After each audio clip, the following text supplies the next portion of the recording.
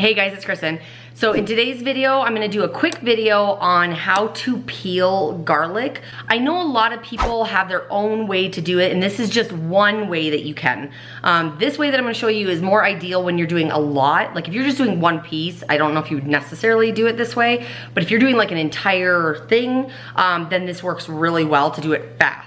So you're gonna peel off a couple cloves that you want, and then what we're gonna do is just quickly cut both ends just to slice it, and then we're gonna put it in a glass kind of container with a lid. It works better with glass or ceramic, not as well with plastic. All right, so all my garlic is in here. I've got the lid on, and now we're gonna shake. So shake it up, down, sideways. It's a good workout for your arms also. I know I look insane. That's okay, just shake, shake, shake, shake, shake.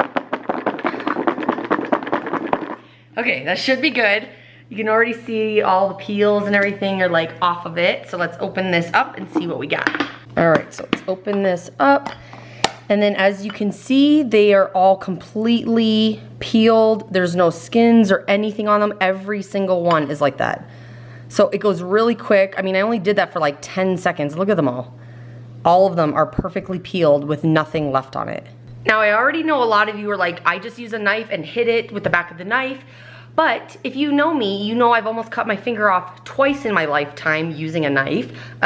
So anything I can do to avoid using a knife, and that was really fast. I mean, I did that in 10 seconds, 15 seconds. So this is just one way that you can peel garlic.